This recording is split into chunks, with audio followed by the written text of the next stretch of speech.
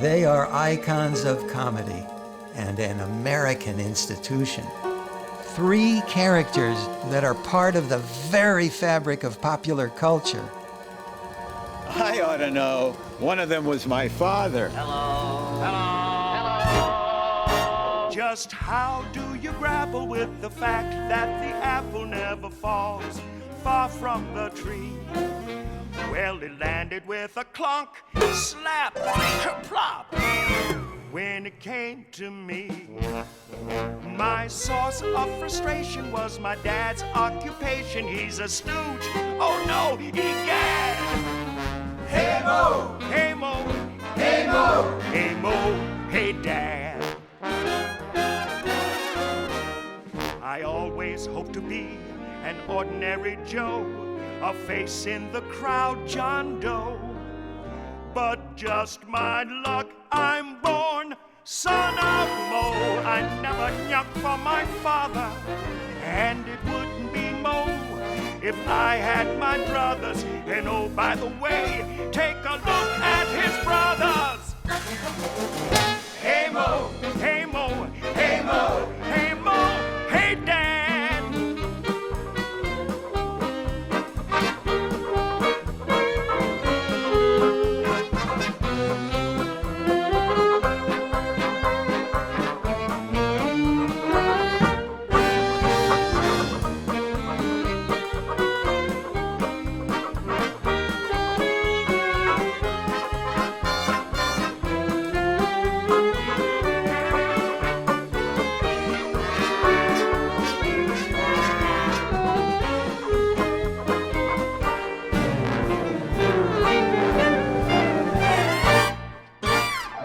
While I was blinking, something got me to thinking how my dad was always for real.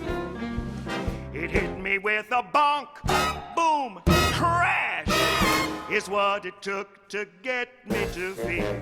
Well, now I ain't hiding and I'm swelling with pride, along for the ride and glad. So here's the Three Stooges story in all his knucklehead glory. It ain't just a passing fad. Hey Mo, hey Larry, hey Uncle Curly, Uncle Shemp, hey Joe and Curly Joe. Hey Mo, hey Mo, hey Dad. Kerplop. There are three lovable losers who need no introduction. Exploding onto the scene just as the movies were learning to talk, the sounds of their films were a clunk, a crash, and a cascade of laughter. But when the cameras stopped rolling, they were just regular guys with lives and loves, with lasting successes and bitter disappointments. And both on screen and off, they touched more people than can be counted.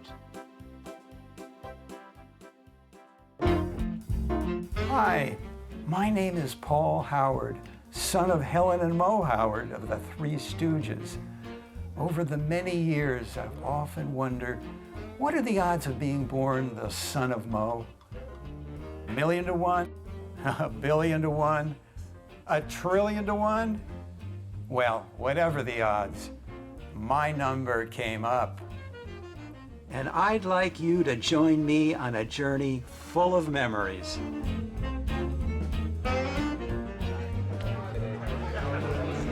I'm here at the annual Three Stooges convention, and some of the rare pieces that I have today are this 1946 original lobby card, Mo, Larry, and Curly, and then that Shemp stub down at the end, it's his payroll stub. This is about our 16th get-together. They're regular people. They enjoy getting together with other Stooge fans. They don't have to hide the fact if they're still a closet Stooge fan. As I waded my way through this sea of dedicated Stooge fanatics, through this flood of mementos and personal memories, I found myself more than a little surprised. What was I doing here? Me, who once upon a time was so disconnected from all things Stooges that I told my friends that my dad worked as a meter reader for the Pacific Gas and Electric Company. What had brought me to a place that I had once rejected, but had always, down deep, wanted to embrace? And as I considered that question, I was struck by another. What were they doing here? All these people. It's real. A real chimney-pansy. That's no chimpy chump, that's a gorilla.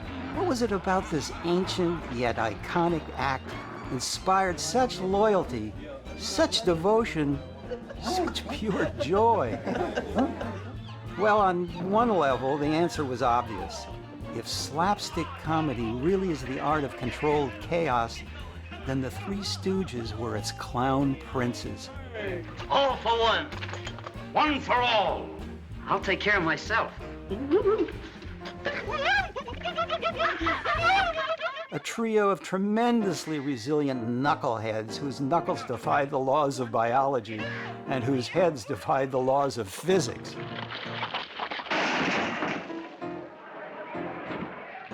And in a grim America ground down by the Great Depression, they were the embodiment of the undefeated everyman, lifting spirits with their singular lunacy, puncturing the pretensions of the rich and powerful with their inimitable anarchy. They practiced, in my father's words, the undoing of dignity. And they were so good at it that they managed to poke, pummel, and pulverize their way not only into entertainment immortality, but into popular folklore as well. At your service night and day. If we don't get them, you don't pay. Excelsior! I've been collecting Stooge memorabilia for 25 years. Back in 1939, George White Scandals at the Alvin Theater. Those are only a Broadway appearance. I have a Mo ventriloquist doll. They did several LPs back in the 60s. I have some photographs from some of their feature films. Have Rocket Will Travel. That was their first feature film. This is an empty gum card box from 1966. This is Three Stooges Jubilee #1. It goes for over 1,000. These were given away in shoe stores. When kids bought shoes, you got a free comic. The Three Stooges Halloween costume. And this is Larry's violin. And I still bring it to every convention so the fans can see it. Be careful, Joey. Be careful of that beaver. Darn. No damn beaver. Oh, here. What makes these unusual is that they are very early shorts, and they're extremely difficult to find. You can't find them. I'm lucky if I find one a year, and it's just an astronomical sums. They just cost a fortune. Punch-Drunks, this is even before they were known as the Three Stooges. They were Howard Fine and Howard. In 1934, Men in Black was nominated for an Oscar. Yes, my father and his partners left an unrivaled legacy of farce comedy. But these people were here not just because the Stooges had made them laugh. They were here because the Stooges had made them care. We'll get him out of jail if we have to go into jail to do it. Oh, how can I ever thank you? Those three hapless, luckless, feckless characters had touched their fans in a very personal way. And because of that, there was more than admiration here. There was love. You can feel that love, not only here in Philadelphia, but through the years at gatherings all across the country. Indeed, all the world's a stooge. And all the men and women merely, well, it's knuckleheads. And so the Stooges still draw crowds to reunions and to film festivals. Mild concussion. And still command attention on TV. No hard feelings. I'm poisoned. Priceless. There are some things money can't buy. For everything else, there's MasterCard. They're still making headlines and political points in topical cartoons. They're even making waves in a Shark Tank. None of you sound that smart. Who thought of it? Which was Mo, which was Larry, which was Curly? The Stooges cover all the bases and remain ever present and a relevant part of the conversation, making everybody, celebrities included, want to go on the record. Laughter is a gift, and they've given us so much of that, that how can you not love them? For them to touch me, a young black kid from the ghetto, these guys making me laugh, that was great. I thought that was awesome. And that's a sentiment that is beautifully echoed here, and probably the world over. The Stooges were always first in my heart because of the lasting effects of watching them as a child. And things stick with you as a child. At fan club gatherings, on many occasions, I've been approached by parents with their young sons and daughters, proudly sharing with them these lovable comedians. Where's your not-so-little daughter? 4 inches bigger watching the films. Oh, terrific. To me, that's called passing the torch to the next generation. And to me, that's why the Three Stooges will always be with us. I guess it was something that had taken me a long time to understand. And here, among these fans, I was glad that I had reached that understanding, had truly become part of it all, part of a story of a family, of an act, and of an American institution. But sharing what exactly? What is the essence of stoogery? And what's made the flame of greatness burn so brightly and for so long? Well, a lot of people have weighed in on the subject. I got hooked. From critics immediately to commentators to comedians. You talk about the Three Stooges, you don't talk about, the blasé. These were giants. And to members of the Klan. Oh my God, that was your father. My grandfather was Larry Fine. We obviously were spawn of something amazing. And since I'm a Klan member myself, maybe I'll take a shot at discovering what defines the Stooge legend. Now, in philosophy and mathematics, there's an old saw known as Occam's razor, which basically states that we should always look for the simplest answer first. A simple job for simple people. And if we do the math about the Stooges, then Occam's razor seems to cut right to the chase. Because, to put it simply, these guys were funny. Remarkably, hilariously, enduringly funny. How funny? Well, the Stooges themselves can make the case far more convincingly than I ever could. What kind of fish have you got today? We have rock-cod sea bass, albacore and pickerel, sand dab, yellowtail, tuna fish and mackerel, bluefish, sailfish, toffin if you wish, swordfish, whitefish, herring and gefilte fish. And that ain't all. Get away from me. What's the matter, you scared? No, just apprehensive. Oh, that's a mighty fancy word. What does that apprehensive mean? It means you're scared, with a college education. Like the classic act they were, the Stooges exhibit all the classic components of comedy, like impeccable timing. Boy, if I hadn't ducked, we'd have collided sure. What a narrow escape.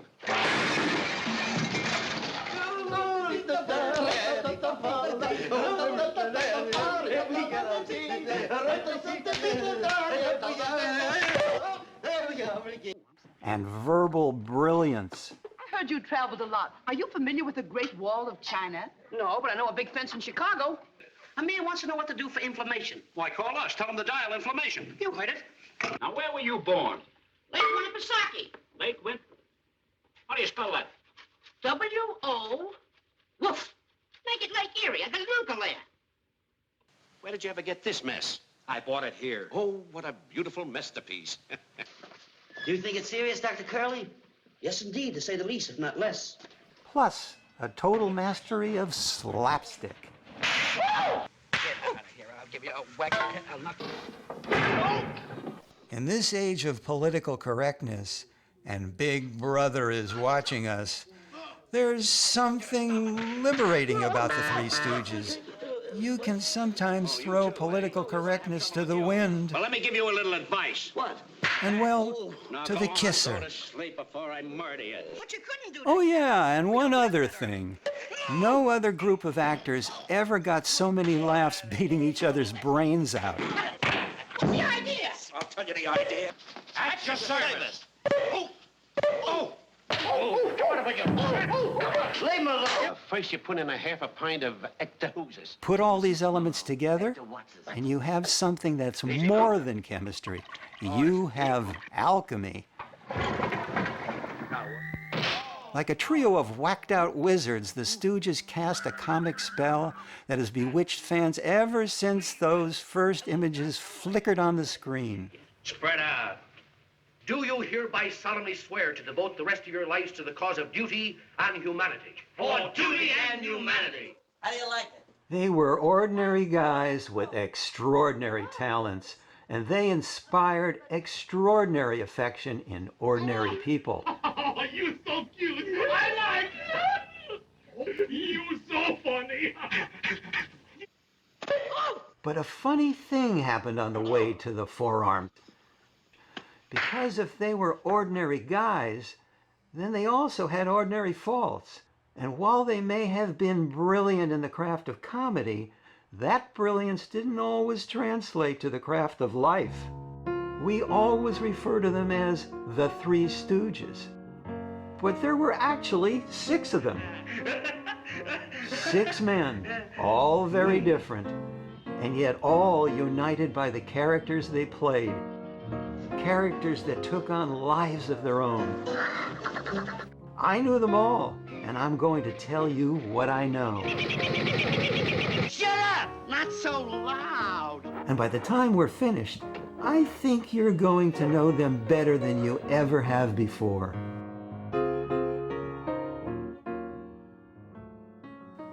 And since I've been an artist for more years than I can count, I think better when I doodle.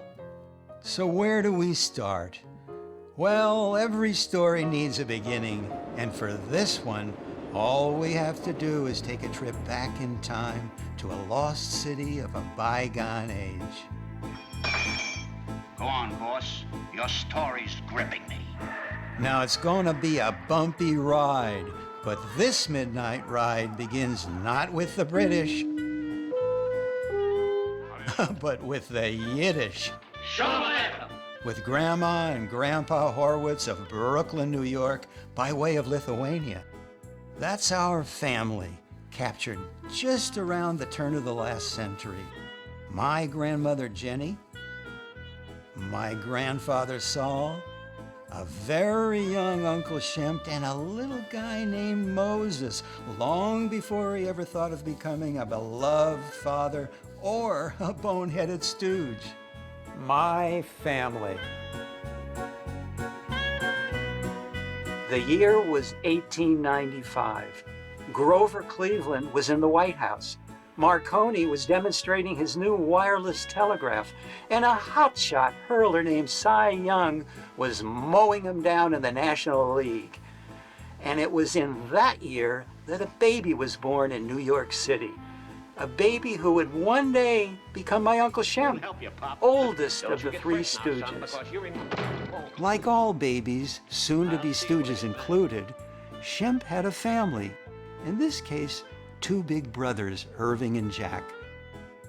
And his mom and dad, a pair of Eastern European immigrants named Saul and Jenny Horwitz. They were a decidedly odd couple, my grandparents. He, a former yeshiva student, was immature and introverted, while she, 3 years his senior, was driven and determined. Boy, she does look pretty tough. She ruled the roost, and I think my grandpa Saul was a little afraid of her. Now, in addition to an indomitable spirit, Jenny also had an impenetrable accent, which is why Shemp Horwitz really should have been Sam Gorovitz. Our family name was Gorovitz, but the people in the immigration office thought I was St. Horwitz. Jenny would throw open the window from an upper floor of their apartment and yell, "Shem, Shem, come to dinner, Shem." I named my 3rd son Sam, but the people in the neighborhood thought I was saying Shemp. Oh, what's the matter? Was everybody deaf? Ever since they had gotten off the boat from Lithuania in 1890, the intellectual but ineffectual Saul hadn't been able to hold on to a job. So the ever-resourceful Jenny decided to go into the real estate business. Ever-resourceful? Sure. And apparently also a little crazy. After all, she barely spoke a word of English. And yet, through hard work and an iron will, she became surprisingly successful at her unlikely profession, putting food on the table and money in the bank. While my grandpa Saul, a lovable guy, spent most of his time in the synagogue studying the Torah. Why real estate? Why not real estate? I never went to school, but I was smart enough to know that everybody needs a roof over his head, even a lowly dog. Unless I miss something, you're not a dog. And if you live like one, hey, that's your business. Who am I to throw stones? Now, you may find this hard to believe, but at first, Shemp was a shy, quiet child. He quickly became outgoing and outrageous, willing to do anything for a laugh, a natural performer. I perceived him as a kind of a whippersnapper, a guy who could get into trouble and maybe blame it on someone else. But nevertheless, he developed into a wonderful adult and a talented one, too. Once he had spoken softly, soon he would be carrying a big shtick. And this change seemed an omen of the future when the then 2-year-old Shemp moved with the family to Bath Beach, Brooklyn, a swanky seaside neighborhood that was home to dozens of the biggest stars in vaudeville. Talk about your role models. In my Grandma Jenny's best Lithuanian accent, one could hear her say, "Too many actors." It was so beautiful in Bath Beach. There was only one problem: actors. Too many actors around. Too many actors can ruin a neighborhood. They put ideas into boys' heads, and believe me, boys have enough ideas already. Well then, you can't have everything. And speaking of that salty community, it was there that a fourth son was born in 1897. He was Moses, known to all the world as Mo. The dirty rat. Oh. And to me, as Dad.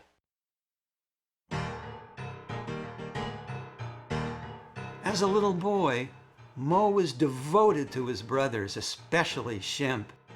They were kindred spirits, and Shemp had an enormous influence on my father, shaping his love of comedy and theatrics, bringing out the performer in Mo while releasing the rebel that lay inside him. These wild and crazy little guys were always off in search of fun and adventure were easy to come by because they were growing up in a magical time and place. This was the bygone Brooklyn of egg creams and ethnic neighborhoods, of crazy accents and comical tough guys, and of a beloved baseball team everybody would someday call dem bums. Most of all, it was the Brooklyn of a stretch of seacoast named Coney Island, a sandy wonderland for kids like my dad and his brothers. He loved Coney Island. There was something about it. I guess the smell of the hot dogs and the smell of the surf, the lights, the sideshows, the barkers. He was really into wanting to maybe be a sideshow barker. Yeah, when I was at a Cub Scout jamboree, I was the center of attraction because he had me memorize the line of a barker. And he gave me the costumes and everything, and I felt like I was a real barker for about 15 minutes. Who wouldn't skip school to go see a rubber man? You know what I mean? Or who wouldn't skip school to go see, a guy who sits on nails, or a guy who pounds nails up his nose and into his head, and then the next show begins in 5 minutes? I could totally see the allure of that. I don't know the first time that my mom took us to Coney Island, but it meant something, that something great was going to happen. when we would have our cooler and we'd go catch the train on 23rd Street and then another train. And then it pulled into the station and the smell of popcorn, soda, and peanuts overwhelmed me. And I thought it was magic, and it was magic. Back then, everything wasn't done for you. There was no CGI, there was no this or that. You had human beings doing what appeared to be amazing, spectacular things right in front of your face. That kept people and kids, certain kids, mesmerized by that. You know, it was like they had no idea where that world led. But obviously, those kind of things lead you into acting because you watch someone putting on an act.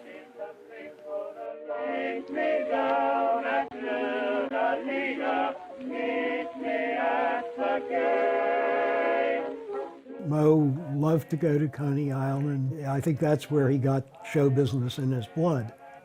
But if there's anything relating to Coney Island, I remember it more as him being a lifeguard, somebody who really enjoyed the water. And because of that, I became a lifeguard.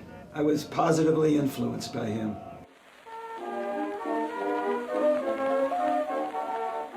But in spite of all this temptation, Dad still had to go to school. Unlike the fun-loving Shemp, my father was at first a devoted student, aided by a prodigious memory. Later on, though, he played hooky to sneak into Broadway and vaudeville shows, often with a truant officer on his tail. He had been victimized by that virus known as the theater bug, and his condition quickly blossomed into a dream of becoming a great actor. The stage-struck Mo tried his mother's patience, and she could be very hard on his fixation with that silly show business. But he adored her, and throughout his life could see no fault in her. My dad had such empathy for her. He had such love because he realized what a hard job it was to clean and cook and take care of 5 boys. He would get up on a stool, because he was still a little kid, to try to help her, whether it's to chop something or to do some kind of menial task in the kitchen. Mo understood Jenny's hard life and her overprotective need to control her boys. Tough mixed with love was her trademark. Before my father Mo's infamous haircut, Grandma Jenny just loved to sit and curl his hair, but that got Dad into trouble. My mother used to wake me up about 20 minutes before the rest to go to school, and she used to make those finger curls on my head. Until I was about 11 years old, I wore curls almost down to my shoulders. Oh, really? And I had to fight my way to school, in school, and back home from school. Then I had a friend called Rusty Johnson. We'd stand back to back and fight them all. Yeah? Until finally, I got a hold of his mother's scissors, and without looking, I cut the job right off all the way around. When I looked in the mirror, that's what it looked like with the haircut. I was afraid to go home. And I hid under the porch until about 2 in the morning till I heard my mother say, "You better call the police." And then look for you. Yeah, and then I started coughing lightly, like, you know, and made the coughs a little louder, and then my father said, "Uh-oh, there he is under the porch." And they pulled me out with a rake. Got me inside. My mother took one look at me and said, "I knew it was going to happen sometime, and I'm happy it happened." I think that toughened him up for later life. And so the famous Mo haircut was born not of show business inspiration, but of schoolboy desperation. This sheer ecstasy happened when my father was 11. But if we go back a few years to 1903, we find Jenny and Saul welcoming one more son. Jerome was the baby, and so everyone naturally called him Babe. Just as one day the world would call him Curly. Certainly. What have I got to lose? He was a sweet kid, tagging along with Shemp and Mo, usually playing the fall guy to their jokes and antics. And doesn't that sound familiar? So this trio of Horwitz brothers took their first tentative steps towards stoogedom. just around this time in Philadelphia, a 4-year-old named Louis Feinberg thought it would be a fine idea to horse around in his father's jewelry shop. It wasn't. My father had a bottle with acid in it. Larry, as a little boy, was curious like other little boys, and he put his hand up and he pulled this acid down, and it burned right over here on his arm. He had this very bad acid burn, and he could not use his left hand. He was left-handed. So the doctors suggested learning to play the violin actually as an exercise to practice using the hand. So they didn't know what else to get a youngster of his age to do to use the hand. That's how he began playing the violin. Nobody knew it at the time, but that accident would one day drop the most important remaining piece into the Three Stooges puzzle. But the jigsaw of life had one other piece of that puzzle to cut. In 1909, when my father was 12, he befriended a kid by the name of Charles Ernest Lee Nash. They became good buddies, playing pranks, dreaming up all kinds of swashbuckling adventures in the bright seacoast air. It's a natural progression to go from wanting to delve in fantasy, and not dangerous fantasy, creative fantasy. You know, there's people that created that carnival out of nothing. One day a bunch of people got together and said, there's nothing right here where we are. Let's put something here and let's orchestrate it and choreograph it. And then suddenly you have something. It came from a creative group of people that all got together and, you know, created this thing that other people could watch and be affected by. So the natural progression would be to go on to theater. This was also the time that my father had a real-life adventure of his own, unexpectedly making his movie debut. He had volunteered to work as an unpaid errand boy at the Vitagraph Studios. These were the days when Brooklyn had movie companies and the Dodgers, a time before the borough lost both to Southern California.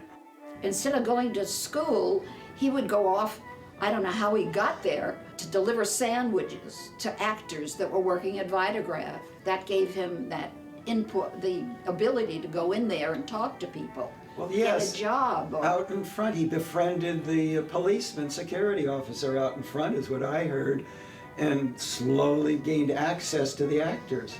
My father threw himself into his studio work with all the energy a kid could muster. Vitagraph must have seemed to him like the world's biggest and best toy store, a magical factory that produced the new miracle, moving pictures. Dad's devotion so impressed his bosses that he was soon appearing as an extra in a number of shorts, a job he kept secret from his mother. He always played the bully. It's sort of the part of that beau persona of maybe pushing Larry and Curly around. Unfortunately, all of my father's early forays into film are lost. The studio library burned down soon after, taking these pieces of Stooge history with it. Still, it is fascinating to imagine the flickering image of Moe as it was captured a century ago. At Vitagraph Studios, Moe learned to take advantage of the opportunities that came his way. Like the time years later when he finagled a spot on a Mississippi showboat by using another actor's picture to get the job. I was always impressed by my dad, such a bold, self-confident guy, that he took the photograph of a buddy of his, went aboard this Mississippi riverboat. Captain took one look at him, said, I could have you thrown in jail for what you did, young man, coming down here and being an imposter. But my dad spent 2 years on that boat, starting from the bottom, scrubbing decks, and became a repertory actor from that, and that's how he really got his start in show business. Coney Island, Vitagraph, the riverboat, that was the catalyst, I think, that led him to all that wonderful work. Dad's pal Lee Nash didn't share the spotlight with him at Vitagraph, but a few years later, Moe and Lee joined forces in drag as fake female performers with Annette Kellerman's Diving Girls. Tragically, one of the real girls was killed during a dive, prompting my father to quit the act. But Dad would one day renew his partnership with Lee Nash. This time, the world would take notice. Now, when the music plays, the gates of hell are open. That's where you walk in. Dad may have already jumped into the pool with Miss Kellerman and her Diving Girls, but so far, he had only dipped his toe into the waters of serious show business. That changed when my father, now going by the anglicized Mo Howard, teamed with brother Shemp to create a blackface vaudeville act called Howard and Howard. Remarkably, the two teenagers got a booking at a Manhattan theater. They were excited, they were thrilled, and they were, yep, you guessed it, absolutely awful. So bad, in fact, that the manager would put them last on the bill, knowing that they would empty the house for the next show. There was many a night when my father and my uncle would play to a vacant theater, save only for their loyal little brother Babe, who would sit spellbound through their performance, howling with laughter and cheering for his beloved siblings. None of this sat very well with my grandmother. Faced with two sons enamored of demon show business and another about to be ensnared by its decadent charms, the ever-tenacious Jenny began a long, losing battle against the lure of the bright lights of Broadway. Years ago, there was dignity, there was respect, there was character. And when you brought home the bacon and you made a living and you did it the right way, that was what it was about. My grandmother, however, didn't see it that way. I can just hear her now. My boys, they could have been doctors or lawyers. Instead, they wanted to make a living by throwing pies at one another. Oi, Gewalt. Is that a profession for grown men? And where was Saul in all this?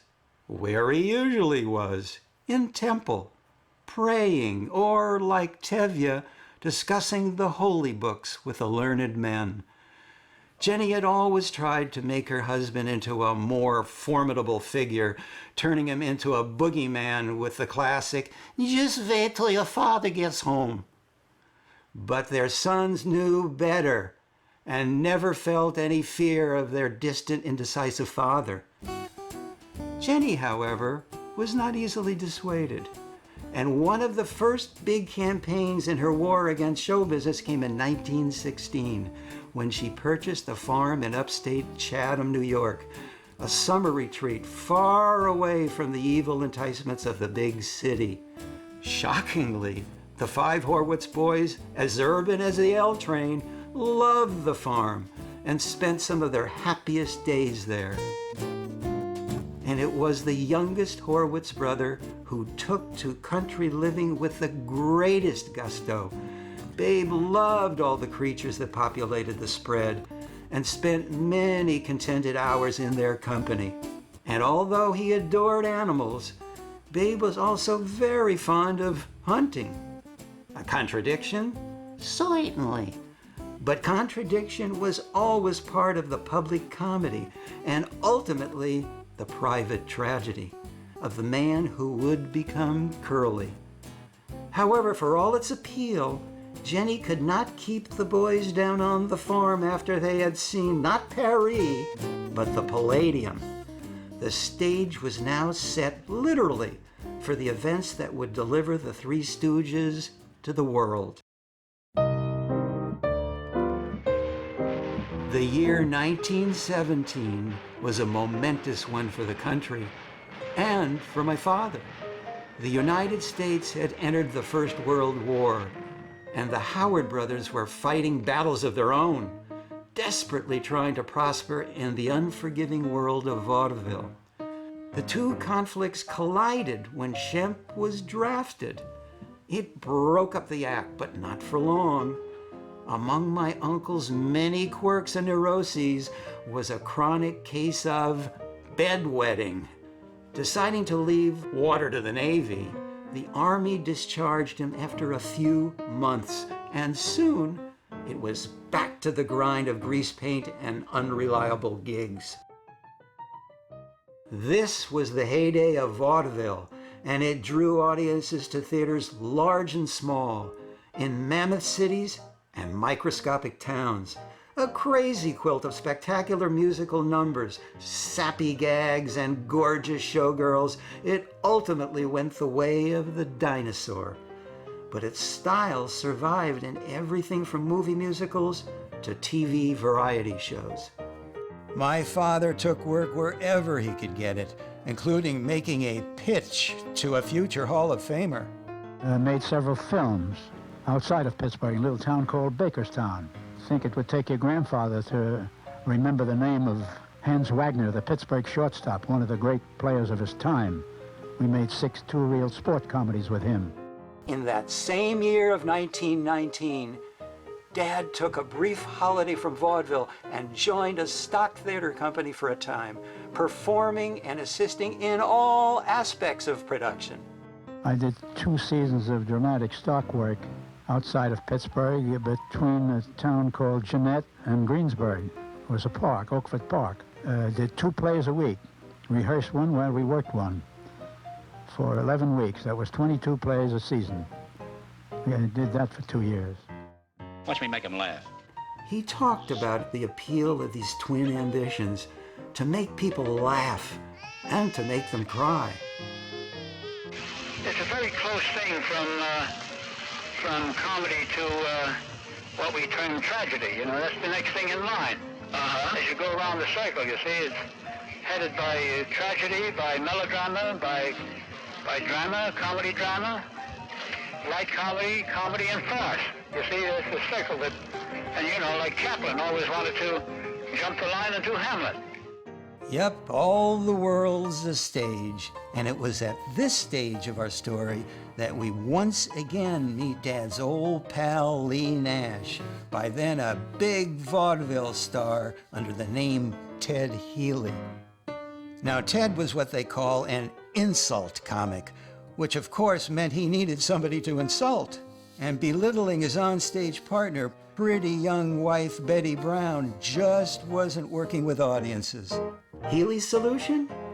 Enlist a band of stooges, planted theater patrons or hired hecklers who could be plucked from the audience and brought on stage to take whatever abuse Healy decided to dish out. The story goes that in 1922, Moe, Shemp, and Babe were invited on stage by my father's old buddy.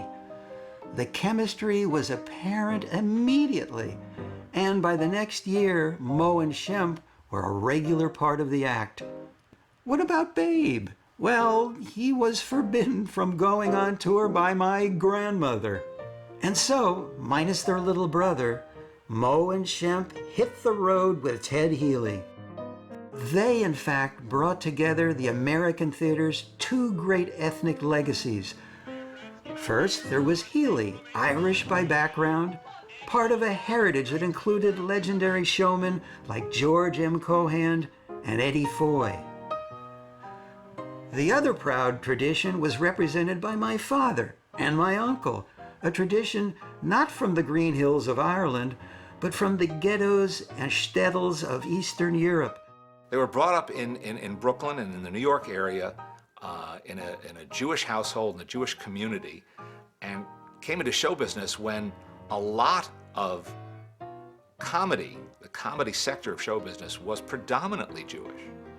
So they felt, I think, at home, and I think they felt comfortable throwing in an occasional Yiddishism. And of course, I didn't get it when I was a kid, but I get it now, and I think it's really funny. But though you could take these kids out of the neighborhood, you couldn't take the neighborhood out of the kids, or the old world influences that stayed with them throughout. Michigas! Michigas! You crazy? Michigas! Oh, Michigas, yeah. Michigas! Michigas! And what part of China are you from, may I ask? If I'm a China boy chick from Slovakia, Bena, Hakmena Tachanek, and I don't mean Efsha. 418 Meshuggah Avenue, down by the Winnegar Works. I Beg your pardon? Bathe it, Grandpa. We got no time for kibitzes. This is Goldstein, Goldbell, Goldblatt, and O'Brien, booking agents. O'Brien speaking. These Jewish comics years ago never really got the accolades as great as they were. They were what I call jazz comics. They had a flow. They had a rhythm. Yeah, the Stooges were in perfect syncopation. But success, like comedy itself, is often a two-edged sword. That's because the star status of the hard-drinking Mr. Healy had given him license to lord it over his lesser sidekicks. So the tyrannical Ted was always on the lookout for replacement talent, just in case there was a revolution in Stoogeland.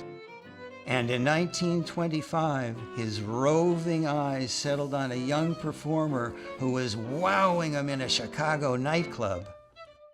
Remember that Philadelphia toddler, Louis Feinberg, the one with the fiddle? Well, he was still playing the violin. He loved to perform and performed with the violin on stage. And then he got into an act with the Haney sisters. They met because they kept running into each other performing in the same theaters in the various vaudeville circuits. Mabel and her sister, typical song and dance. Some of the places they played, the show producers, hey, why don't you guys perform together? And so then they started to socialize, and the next thing was they fell in love and got married. There's no question that Larry's big break came from Ted Healy, when Ted Healy initially saw Larry perform and told Lou about it. When we saw him, he was doing a Russian dance and playing a violin at the same time, with hi-hat and tails and everything else. Wow. But we could see through that, so we asked him if he wanted to join us. I saw a clip of him talking about it once. He says, Well, I played violin with the Haney sisters. And we were on stage, and then I met Mo. And boy, when Mo slapped you, you stayed slapped, baby. You know. Healy and my father thought this crazy-haired clown might have the makings of a first-class stooge. What's your act, kid? You got potential. Thanks, Mr. Healy. What's your name? Me, I'm Larry Fine. That there's my wife, Mabel. Hiya. This is Mo Howard and his brother Shemp, short for Samuel, because his old lady couldn't pronounce it right. I like the bear bit. Oh, gee, thanks. Where'd you get the hair? My mother blames my father. Play houses much? They love me in Peoria. Pretty big break for you, sharing the bill with me. Listen, kid, I got a proposition for you. If you wear your hair that way and forget the tails, you can join us for $90 a week. $100 if you forget the fiddle. For $100, I'll forget everything. I like this guy. Hey. So Larry joined and quickly became a stooge in good standing.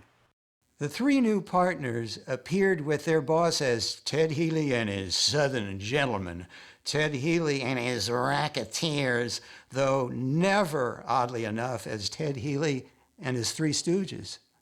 But it was in that same year of 1925 that one of those three was about to become two and enter into a very different kind of partnership, a partnership that would eventually include four. Now, are all these numbers a little bit confusing? 50, 50, 50, 50, 50. Anaconda, 95 and an 8. Anaconda, 95 and an 8. 6, 3, 2, 50. That's no problem at all. What comes after 75? 76. That's the spirit. Because I'll solve the equation for you the next time we get together.